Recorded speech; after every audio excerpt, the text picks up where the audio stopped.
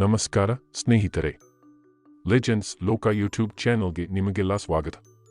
ಇಂದಿನ ಈ ವಿಡಿಯೋದಲ್ಲಿ ನಾವು ವಿಶ್ವದ ಮೊದಲ ಶಿವಲಿಂಗದ ಬಗ್ಗೆ ತಿಳಿದುಕೊಳ್ಳಲಿದ್ದೇವೆ. ವಿಡಿಯೋ ತುಂಬಾ ಕುತೂಹಲಕಾರಿ ವಿಷಯಗಳನ್ನು ಒಳಗೊಂಡಿರುತ್ತದೆ.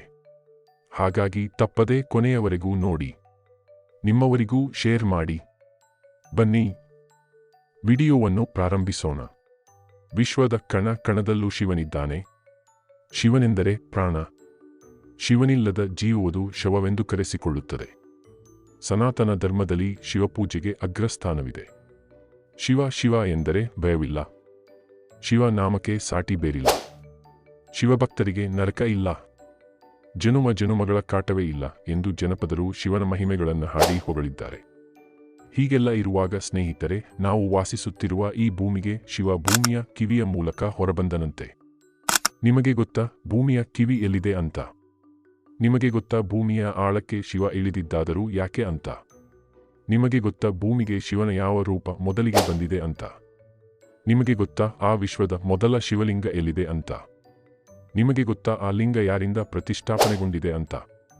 ನಿಮಗೆ ಗೊತ್ತಾ ಆ ಸರ್ವಶ್ರೇಷ್ಠ ಸಾಕ್ಷಾತ್ ಶಿವನ ರೂಪವೇ ಆದ ಇನ್ನೆಲ್ಲಿಯೂ ನೋಡಲಾರದ ಮಹಾನ್ ಲಿಂಗವನ್ನು ನೀವು ನಿಮ್ಮ ಕೈಯಾರೆ ಸ್ಪರ್ಶಿಸಿ ಪೂಜಿಸಬಹುದು ಅಂತ? ಹೌದು, ನಿಜ. ಈ ಎಲ್ಲಾ ಪ್ರಶ್ನೆಗಳಿಗೆ ಉತ್ತರಗಳಿವೆ. ಬನ್ನಿ ಈ ಅದ್ಭುತ ವಿಷಯದ ಕುರಿತು ಒಂದಿಷ್ಟು ತಿಳಿಯೋಣ.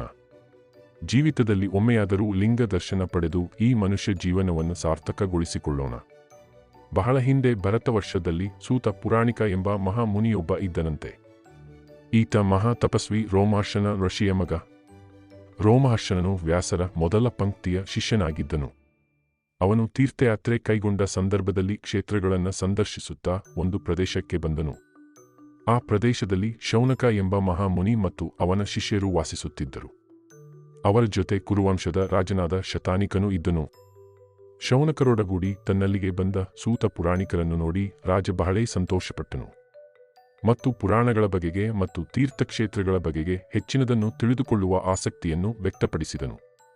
ಆತನ ಇಂಗಿತದಂತೆ ಸೂತನು ತೀರ್ಥಕ್ಷೇತ್ರಗಳ ಬಗೆಗೆ ವಿವರಿಸಲು ಪ್ರಾರಂಭಿಸಿದನು. ಅದರಲ್ಲಿ 3 ಮಹಾಪುಣ್ಯಕ್ಷೇತ್ರಗಳನ್ನು ಉಲ್ಲೇಖಿಸಿದನು. ಪ್ರಥಮವಾಗಿ ವಿಷ್ಣು ಪ್ರಧಾನ ದೇವತೆಯಾದ ಸಾಲಗ್ರಾಮ ಕ್ಷೇತ್ರ, ಎರಡನೆಯದಾಗಿ ಬ್ರಹ್ಮ ಪ್ರಧಾನ ದೇವತೆಯಾದ ಪುಷ್ಕರ ಕ್ಷೇತ್ರ, ಮೂರನೆಯದಾಗಿ ಶಿವ ಪ್ರಧಾನವಾದ ಗೋಕರ್ಣ ಕ್ಷೇತ್ರ. ಇವು 3 ಕ್ರಮವಾಗಿ ಸತ್ವ, ರಜಸ್ಸು, ತಮಸ್ಸು ಗುಣಗಳನ್ನು ಹೊಂದಿರುವ ಕ್ಷೇತ್ರಗಳಾಗಿವೆ ಎಂದು ಆತ ಹೇಳಿದನು. ರಾಜನಿಗೆ ಆಶ್ಚರ್ಯವಾಯಿತು. ಗುರುಗಳೇ, ತಾವು ರುದ್ರಯೋನಿ ಕ್ಷೇತ್ರದ ಬಗ್ಗೆ ಹೇಳಿದಿರಿ. ನಾವು ಈಗ ಪ್ರಸ್ತುತ ಇರುವ ಸ್ಥಳದ ಹೆಸರು ಕೂಡ ಅದೇ ಆಗಿದೆ ಮತ್ತು ಈ ಪ್ರದೇಶವನ್ನು ಶೌನಕರು ತೀರ್ಥಗಳ ರಾಜ ಎಂದು ಉಲ್ಲೇಖಿಸಿದ್ದರು. ನೀವು ಹೇಳಿದ ಆ ತಾಮಸ ಗುಣಗಳ ರುದ್ರ ಯೋನಿ ಕ್ಷೇತ್ರ ಮತ್ತು ನಾವು ಈಗಿರುವ ರುದ್ರಯೋನಿ ಕ್ಷೇತ್ರ ಒಂದೇ ಆಗಿದೆಯೇ? ಅದು ಹೌದು ಅಂತಾದರೆ ದಯವಿಟ್ಟು ಅದರ ಮಹತ್ವವನ್ನು ತಿಳಿಸಿ ಹೇಳುವಿರಾ ಎಂದು ಕೇಳಿದನು. ಸೂತನು ಒಮ್ಮೆ ಮುಗುಳ್ನಕ್ಕೂ ಹೇಳಲಾರಂಭಿಸಿದನು. ರಾಜ, ನಿನ್ನ ಅನುಮಾನ ಸರಿಯಾಗಿದೆ. ನೀನು ಕೇಳಿದಂತೆ ಇದು ಅದೇ ರುದ್ರಯೋನಿ ಕ್ಷೇತ್ರ, ಅರ್ಥಾತ್ ಗೋಕರ್ಣ ಕ್ಷೇತ್ರ, ಅದೇ ತೀರ್ಥಕ್ಷೇತ್ರಗಳ ರಾಜ. ನಿನಗೆ ತಿಳಿಯುವ ಆಸಕ್ತಿ ಇದ್ದರೆ ಕೇಳು, ಹೇಳುತ್ತೇನೆ. ಬಹಳ ಹಿಂದೆ ಇದೇ ಪ್ರದೇಶದಲ್ಲಿ ತ್ರೇತಾಯುಗದಲ್ಲಿ ಅಗ್ನಿಯ ಮಗನಾಗಿ ಜನಿಸಿದ್ದ ಸಾಮ್ವರ್ತಕ ಎಂಬ ಘೋರವಾದ ತಪಸ್ಸಿನಲ್ಲಿ ತೊಡಗಿದ್ದನು. ಆ ಸಮಯದಲ್ಲಿ ಅವನಿಗೆ ಒಂದು ದಿನ ನಾರದರ ಭೇಟಿಯ ಅವಕಾಶ ದೊರೆಯುತ್ತದೆ. ಜಗತ್ತಿನ ಸರ್ವವನ್ನು ಬಲ್ಲ ನಾರದರಿಗೆ ಸಾಮ್ವರ್ತಕರು ನಿನ್ನ ಹಾಗೆ ಗೋಕರ್ಣದ ಕುರಿತಾದ ಸಂದೇಹಗಳನ್ನು, ಪ್ರಶ್ನೆಗಳನ್ನು ಕೇಳುವ ಬಯಕೆಯನ್ನು ಮುಂದಿಡುತ್ತಾರೆ. ಸಾಮ್ವರ್ತಕನ ಆಸೆಯಂತೆ ಗೋಕರ್ಣದ ಕುರಿತಾಗಿ ನಾರದರು ಹೇಳತೊಡಗುತ್ತಾರೆ. ಒಮ್ಮೆ ಶಿವನು ಭೂಮಿಯನ್ನು ನಾಶ ಮಾಡಲು ಯೋಚಿಸುತ್ತಿರುತ್ತಾನೆ ಮತ್ತು ಕೂಡಲೇ ತನ್ನ ಮಗನಾದ ಕಾರ್ತಿಕೇಯನು ಭೂಮಿಯ ಮೇಲೆ ಇರುವುದನ್ನು ಗಮನಿಸಿ ಅವನಿಗೆ ತಕ್ಷಣ ಭೂಮಿಯ ಕಿವಿಯ ಭಾಗಕ್ಕೆ ಬರುವಂತೆ ಸೂಚಿಸುತ್ತಾನೆ. ಆ ಭಾಗವು ಶಿವನು ನಾಶ ಮಾಡುವ ಭಾಗದ ಹೊರತಾಗಿತ್ತು. ಭೂಮಂಡಲವೇ ನಾಶವಾಗುತ್ತಿದ್ದರೂ ಈ ಭೂಭಾಗ ಉಳಿಯುವುದು ಹೇಗೆ ಎಂದು ಆಶ್ಚರ್ಯಗೊಂಡ ಕಾರ್ತಿಕೇಯ ಶಿವನಿಗೆ ಅದರ ರಹಸ್ಯದ ಕುರಿತು ಕೇಳುತ್ತಾನೆ. ಕಾರ್ತಿಕೇಯನ ಆಸೆಯಂತೆ ಶಿವ ಭೂಮಂಡಲದ ಕಿವಿ ಅಥವಾ ಗೋಕರ್ಣದ ಮಹತ್ವವನ್ನು ವಿವರಿಸುತ್ತಾನೆ. ಗೋ ಅಂದರೆ ಭೂಮಿ ಎಂದಾಗಿದ್ದು, ಕರ್ಣ ಅಂದರೆ ಕಿವಿ ಎಂದಾಗುತ್ತದೆ. ಹೀಗೆ ಗೋಕರ್ಣವು ನನ್ನ ಮೂಲಸ್ಥಾನವಾಗಿದ್ದು ಅಲ್ಲಿ ಸ್ವತಃ ತಾನೇ ನೆಲೆಸಿರುವುದಾಗಿ ತಿಳಿಸುತ್ತಾನೆ. ಸೂತನು ಅರೆಕ್ಷಣ ತಡೆದು ಮತ್ತೆ ಮುಂದುವರಿಸುತ್ತಾನೆ.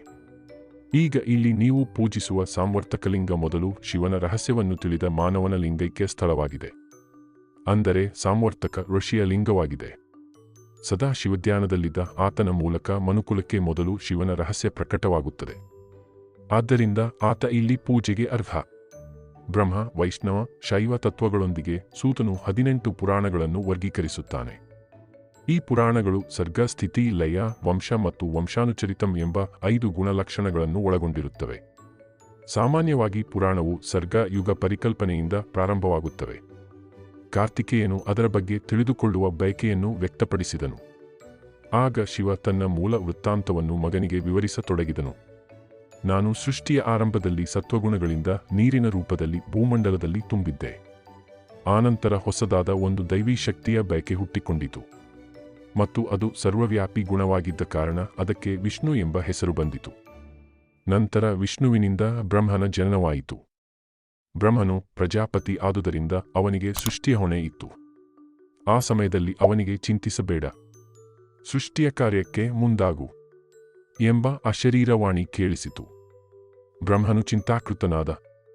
ಈ ನೀರಿನಿಂದ ತುಂಬಿದ ಭೂಮಂಡಲದಲ್ಲಿ ಸೃಷ್ಟಿ ಕಾರ್ಯ ಹೇಗೆ? ಅದೇ ಸಮಯಕ್ಕೆ ರುದ್ರನು ಬ್ರಹ್ಮನ ಚಿಂತಾಕೃತ ಹಣೆಯಿಂದ ಎದ್ದು ಅಳಲು ಪ್ರಾರಂಭಿಸಿದ. ಬ್ರಹ್ಮನು ಬ್ರಹ್ಮಾಂಡವನ್ನು 10 ಭಾಗ ಮಾಡಿ ಸ್ವೇದಜ, ಅಂಡಜ, ಉದ್ಭಿಜ್ಜ ಮತ್ತು ಜರಾಯುಗಳನ್ನು ಹೊಂದಿರುವ 4 ಪಟ್ಟು ಬ್ರಹ್ಮಾಂಡವನ್ನು ಸೃಷ್ಟಿಸಲು ರುದ್ರನಿಗೆ ಹೇಳಿದ. ಅದರಂತೆ ರುದ್ರ ಸೃಷ್ಟಿಯ ಕುರಿತಾಗಿ ತಪಸ್ಸು ಮಾಡಲು ನೀರಿನಲ್ಲಿ ಮುಳುಗಿದನು. ರುದ್ರ ತಪಸ್ಸಿಗೆ ತೆರಳಿದ ಮೇಲೆ ಬ್ರಹ್ಮನು ಮತ್ತೆ ಚಿಂತಿಸತೊಡಗಿದನು. ಆಗ ಬ್ರಹ್ಮನ ಮನಸ್ಸಿನಿಂದ 10 ಜನ ಬ್ರಹ್ಮ ಮಾನಸಪುತ್ರರ ಜನನವಾಯಿತು. ಆದರೆ ಅವರು ಸೃಷ್ಟಿಯ ಕಾರ್ಯವನ್ನು ನಿರಾಕರಿಸಿದರು. ಬ್ರಹ್ಮನು ದೀರ್ಘ ಧ್ಯಾನದಲ್ಲಿದ್ದಾಗ ಅವನ ಬಲಗೈ ಹೆಬ್ಬೆರಳಿಂದ ದಕ್ಷನು ಹುಟ್ಟಿದನು.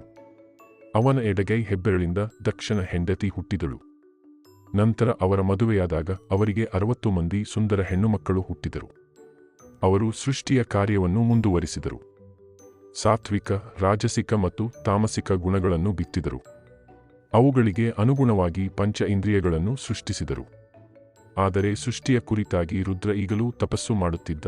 ಅವನಿಗೆ ಬ್ರಹ್ಮಾಂಡ ಸೃಷ್ಟಿಯಾಗಿದ್ದು ಗೊತ್ತೇ ಇರಲಿಲ್ಲ. ಅವನು ಸಾತ್ವಿಕ ಗುಣಗಳಿಂದ ಕೂಡಿದ ಬ್ರಹ್ಮಾಂಡದ ಸೃಷ್ಟಿಗೆ ಯೋಚಿಸಿದ್ದ. ರುದ್ರನ ಯೋಚನೆ ಬ್ರಹ್ಮನಿಗೆ ತಿಳಿಯುತ್ತಲೇ ಬ್ರಹ್ಮನು ರುದ್ರನನ್ನು ಬಿಟ್ಟು ಸೃಷ್ಟಿಯ ಕೆಲಸಕ್ಕೆ ಕೈ ಹಾಕಿದ್ದ. ಯಾಕೆಂದರೆ ಸೃಷ್ಟಿಯಲ್ಲಿ ಸಾತ್ವಿಕ, ರಾಜಸಿಕ ಮತ್ತು ತಾಮಸಿಕ ಗುಣಗಳೆಲ್ಲವೂ ಬೇಕಿತ್ತು. ನೀರಿನಾಳದಲ್ಲಿ ತಪಸ್ಸು ಮಾಡುತ್ತಿದ್ದ ರುದ್ರನಿಗೆ ಅದೊಂದು ದಿನ ಅವನ ಸಾತ್ವಿಕ ಪ್ರಕೃತಿಯಾದ ವಾಕ್ ಈಗಾಗಲೇ ಬ್ರಹ್ಮಾಂಡ ಸೃಷ್ಟಿ ಆಗಿರುವುದನ್ನು ತಿಳಿಸಿತು ಮತ್ತು ನಿನ್ನ ಅವಶ್ಯಕತೆ ಇಲ್ಲ ಎಂಬುದನ್ನು ತಿಳಿಸಿತು. ಕ್ರೋಧಗೊಂಡ ರುದ್ರ ಬ್ರಹ್ಮ ನಿರ್ಮಿತ ಪ್ರಕೃತಿಯನ್ನು ನಾಶ ಮಾಡಲು ಹೊರಟ. ಆದರೆ ಪ್ರಕೃತಿ ರುದ್ರನಿಗೆ ಶರಣಾಯಿತು. ತನ್ನನ್ನು ಉಳಿಸುವಂತೆ ಪರಿಪರಿಯಾಗಿ ಬೇಡಿಕೊಂಡಿತು. ರುದ್ರ ಸಮ್ಮತಿಸಿದ. ಆದರೆ ಪಾತಾಳದಿಂದ ರುದ್ರ ಹೊರಬರಬೇಕಿತ್ತು. ಹೊರಬರುವ ಮಾರ್ಗವನ್ನು ಆತ ಭೂಮಿಗೆ ಕೇಳಿದ. ಭೂಮಿ ತನ್ನ ಮಂಗಳಕರವಾದ ಕಿವಿಯ ಮೂಲಕ ಹೊರಬರುವಂತೆ ಬೇಡಿಕೊಂಡಿತು. ಅಂತೆಯೇ ಹೆಬ್ಬೆರಳಿನ ಆಕಾರದಲ್ಲಿ ಬೆಳಕಿನ ಪುಂಜವನ್ನು ಹೋಲುವ ರುದ್ರ ಪ್ರಕಾಶಮಾನವಾಗಿ ಹೊರಬಂದ. ಪ್ರಕೃತಿ ಮತ್ತು ರುದ್ರನ ಸಂಯೋಗದಿಂದ ಅಂಗಾರಕನ ಜನನವಾಯಿತು. ರುದ್ರ ಹೊರಬಂದ ಆ ಜಾಗ ರುದ್ರಯೋನಿಯಾಗಿ ಗೋ ಅಂದರೆ ಭೂಮಿಯ ಕರ್ಣವಾಗಿ ಗೋಕರ್ಣವಾಗಿ ಹೆಸರಾಯಿತು. ಭೂ ಮಾರ್ಗವಾಗಿ ಬಂದ ರುದ್ರನಿಗೆ ಇಲ್ಲಿ ಲಿಂಗ ಸಮರ್ಪಿತವಾಗಿದೆ. ಅದುವೇ ಆದಿ ಗೋಕರ್ಣ ಅಥವಾ ರುದ್ರ ಯೋನಿ. ಹೀಗೆ ಪಾತಾಳದಿಂದ ಹೊರಬಂದ ರುದ್ರ ಸೃಷ್ಟಿಯನ್ನು ಬಿಟ್ಟು ಬ್ರಹ್ಮನ ಮೇಲೆ ಸಿಟ್ಟಾದನು. ವಿಶ್ವವನ್ನು ನಾಶ ಮಾಡುತ್ತೇನೆ ಎಂದು ಗಣಗಳನ್ನು ಸೃಷ್ಟಿಸಿದನು. ಅಲ್ಲಿಗೆ ಆ ಅನಾಹುತವನ್ನು ತಪ್ಪಿಸಲು ವಿಷ್ಣುವು ಖುದ್ದಾಗಿ ಬಂದು ರುದ್ರನನ್ನು ಸಂತೈಸಿ, ಅವಧಿ ಮುಗಿದಾಗ ಮಾತ್ರ ವಿನಾಶದ ಕಾರ್ಯ ನಿನ್ನದು ಎಂದು ತಿಳಿ ಹೇಳಿ ಹೊರಟು ಹೋದನು. ಅದಾಗಿ ಎಷ್ಟೋ ವರುಷಗಳ ನಂತರ ಒಮ್ಮೆ ಸಗರನ 60,000 ಪುತ್ರರು ಭೂಮಿಯನ್ನು ಅಗೆದರು. ಗೋಕರ್ಣ ಸಂಪೂರ್ಣವಾಗಿ ಮುಳುಗಿ ಶತಸಂಗ ಪರ್ವತ ಮಾತ್ರ ಕಾಣಿಸುತ್ತಿತ್ತು. ಆಗ ಋಷಿಗಳೆಲ್ಲರೂ ಚಿಂತಾಕ್ರಾಂತರಾದರು. ಎಲ್ಲರೂ ಒಂದಾಗಿ ಬ್ರಹ್ಮನನ್ನು ಭೂಮಿಯನ್ನು ಹಿಂದೆ ಕೊಡಿಸುವಂತೆ ಕೇಳಿಕೊಂಡರು. ಆಗ ಬ್ರಹ್ಮನು ಭೂಮಿಯನ್ನು ಮರಳಿ ಕೊಡುವುದು ನನ್ನಿಂದ ಆಗದ ಕೆಲಸ. ಆದರೆ ದೈವಾಂಶ ಸಂಭೂತನಾದ ಪರಶುರಾಮನಿಗೆ ಮಾತ್ರ ಈ ಕಾರ್ಯ ಸಾಧ್ಯ ಎಂದನು. ಋಷಿಗಳೆಲ್ಲ ಒಂದಾಗಿ ಪರಶುರಾಮರಲ್ಲಿಗೆ ಬಂದರು. ಪರಶುರಾಮರು ವರುಣನನ್ನು ಪ್ರಾರ್ಥಿಸಿ ಭೂಮಿ ಹಿಂದೆ ಕೊಡಲು ಸೂಚಿಸಿದರು. ಆದರೆ ವರುಣ ಯಾವುದೇ ಪ್ರತಿಕ್ರಿಯೆ ತೋರಲೇ ಇಲ್ಲ. ಕೋಪಗೊಂಡ ಪರಶುರಾಮರು ತಮ್ಮ ರೋಷಾಗ್ನಿಯಿಂದ ವರುಣನ ಆಲಯವನ್ನೇ ಸುಟ್ಟುಬಿಟ್ಟರು. ಭಯಗೊಂಡ ವರುಣ ಬಂದು ಕಾರಣ ಕೇಳಲಾಗಿ ಪುರಾಣ ಪ್ರಸಿದ್ಧ ಗೋಕರ್ಣವನ್ನು ಸಮುದ್ರದಿಂದ ಹಿಂದೆ ಕೊಡುವಂತೆ ಸೂಚಿಸಿದರು ಮತ್ತು ತನ್ನ ಕೊಡಲಿಯನ್ನು ಎಸೆದು ಇದರ ಈಚೆ ಸಮುದ್ರ ಬರದಂತೆ ಆಜ್ಞೆ ಇತ್ತರು. ನಂತರ ಋಷಿಗಳೊಡಗೂಡಿ ಬಂದು ಗೋಕರ್ಣದಲ್ಲಿ ಲಿಂಗವನ್ನು ಸ್ಥಾಪಿಸಿದರು. ಅದು ಮುಂದೆ ಭಾರ್ಗವ ಲಿಂಗ ಎಂದೇ ಪ್ರಖ್ಯಾತಿ ಆಯಿತು. ಇನ್ನು ಗೋಕರ್ಣದಲ್ಲಿನ ಆತ್ಮಲಿಂಗ, ಇದೇ ಭೂಮಿಯು ಮೇಲಿನ ಅತ್ಯಂತ ಶಕ್ತಿಶಾಲಿ ಮತ್ತು ಭಗವಾನ್ ಶಿವನದೇ ಆದ ಜೀವಂತಿಕೆಯ ಅಂಶ. ಬೇರೆಲ್ಲೂ ಸಿಗದ ಅತ್ಯಂತ ಪವಿತ್ರ ಪಾವನಲಿಂಗ. ಮಹಾಬ್ರಾಹ್ಮಣ ಲಂಕಾಧೀಶ್ವರ ದಶಕಂಚ ರಾವಣನಿಂದ ಪ್ರತಿಷ್ಠಾಪಿತ ಲಿಂಗ. ಲಿಂಗವು ರಾವಣನಿಂದಲೇ ಪ್ರತಿಷ್ಠಾಪಿತಗೊಂಡಿದ್ದರೂ ಪ್ರತಿಷ್ಠಾಪನೆಗೊಂಡ ಸಂದರ್ಭದ ಬಗ್ಗೆ 2 ವಿವರಣೆಗಳಿವೆ. ಮೊದಲನೆಯ ವಿವರಣೆಯನ್ನು ಕಶ್ಯಪ ಮಹರ್ಷಿಯು ಇಂದ್ರನಿಗೆ ಹೇಳಿದ್ದಾಗಿದೆ. ಅದೇನೆಂದರೆ, ಭೂಮಿಯ ಸೃಷ್ಟಿಯಿಂದ ವಂಚಿತನಾದ ರುದ್ರಸಿಟ್ಟಿನಿಂದ ಸಕಲ ಜೀವರಾಶಿಗಳ ಸತ್ವವನ್ನು ತೆಗೆದು ಒಂದು ಜಿಂಕೆಯನ್ನು ಮಾಡಿ ಅದರಲ್ಲಿ ತುಂಬಿದನಂತೆ. ಇದರಿಂದ ತಮ್ಮ ಸತ್ವವನ್ನೇ ಕಳೆದುಕೊಂಡ ದೇವತೆಗಳು ಬ್ರಹ್ಮನ ಮೊರೆ ಹೋದರು. ಬ್ರಹ್ಮನು ಅವರನ್ನೆಲ್ಲ ಸಂತೈಸಿ ವಿಷ್ಣುವಿನಲ್ಲಿಗೆ ಕರೆದೊಯ್ದನು. ಎಲ್ಲರೂ ಒಂದಾಗಿ ರುದ್ರನನ್ನು ಭಜಿಸಲು ಶಾಂತನಾದ ರುದ್ರ 4 ಕಾಲುಗಳು 3 ಕೊಂಬುಗಳ ಚಿನ್ನದ ಜಿಂಕೆಯನ್ನು ದೇವತೆಗಳಿಗೆ ಕೊಟ್ಟನು. 3 ಕೊಂಬುಗಳೆಂದರೆ ತ್ರಿಮೂರ್ತಿಗಳ ಅಂಶಗಳು. ದೇವತೆಗಳು ತಮ್ಮ ತಮ್ಮ ಅಂಶಗಳನ್ನು ಪಡೆದುಕೊಂಡು ಸತ್ವಭರಿತರಾಗಿ ಶಿವನ ಅಂಶವನ್ನು ಮುಂದೆ ಇಟ್ಟುಕೊಂಡು ದಾನವರ ವಿರುದ್ಧ ಹೋರಾಡಿ ಜಯಗಳಿಸಿದರು. ಆಗ ಜಗತ್ತಿಗೆ ಶಿವನ ಅಂಶವಾದ ಮೃಗಶೃಂಗಲಿಂಗದ ಶಕ್ತಿಯ ಪರಿಚಯವಾಯಿತು. ಹಾಗೆ ರಾವಣನು ಈ ಲಿಂಗವನ್ನು ಪಡೆದು 3 ಲೋಕಕ್ಕೂ ದೊರೆಯಾಗ ಬಯಸಿದನು. ಅದೇ ಉದ್ದೇಶದಿಂದ ಶಿವನ ಕುರಿತು ಘೋರ ತಪಸ್ಸಿಗೆ ಕುಳಿತನು. ಎರಡನೇ ವಿವರಣೆಯೆಂದರೆ, ಲಂಕಾ ತೀರದ ಸಮುದ್ರ ದಡದಲ್ಲಿ ರಾವಣನ ತಾಯಿ ಮಹಾಶಿವಭಕ್ತೆ ಕೈಕೇಸಿ ಮರಳಿನ ಶಿವಲಿಂಗ ಮಾಡಿ ಪೂಜಿಸುತ್ತಿದ್ದಾಗ ಸಮುದ್ರದ ಅಲೆಯೊಂದು ಬಂದು ಶಿವಲಿಂಗವನ್ನು ತನ್ನೊಡಲಿಗೆ ಸೆಳೆದುಕೊಂಡಿತ್ತಂತೆ. ಈ ವಿಷಯ ಗೊತ್ತಾಗಿ ರಾವಣ ಕೋಪಗೊಂಡು ಮರಳಿನ ಲಿಂಗವಲ್ಲ, ಬದಲಿಗೆ ಶಿವನ ಆತ್ಮಲಿಂಗವನ್ನೇ ತರುವ ಪ್ರತಿಜ್ಞೆ ಕೈಗೊಂಡು ತಪಸ್ಸಿಗೆ ಹೊರಟನಂತೆ. ಇಲ್ಲಿಂದ ಮುಂದಕ್ಕೆ 2 ವಿವರಣೆಗಳು ಕೂಡಿಕೊಳ್ಳುತ್ತವೆ. ರಾವಣನ ಘೋರ ತಪಸ್ಸಿನ ಫಲವಾಗಿ ಪ್ರತ್ಯಕ್ಷನಾದ ಶಿವ ಬೇಕಾದ ವರವನ್ನು ಕೇಳುವಂತೆ ಹೇಳುತ್ತಾನಂತೆ. ಅಷ್ಟೊತ್ತಿಗೆ ರಾವಣನ ದುರಾಸೆಯ ಬಗೆಗೆ ಗೊತ್ತಾಗಿ ನಾರದರು ಉಪಾಯ ಹೂಡಿರುತ್ತಾರೆ. ವರ ಕೇಳುವ ಸಮಯ ಮಾಯೆ ರಾವಣನನ್ನು ಆವರಿಸುವಂತೆ ಮಾಡಿರುತ್ತಾರೆ. ಮಾಯೆಗೆ ಒಳಗಾದ ರಾವಣ ಲಿಂಗವ ಬಿಟ್ಟು ಪಾರ್ವತಿಯನ್ನು ಕೊಡು ಎಂದು ಕೇಳುತ್ತಾನೆ.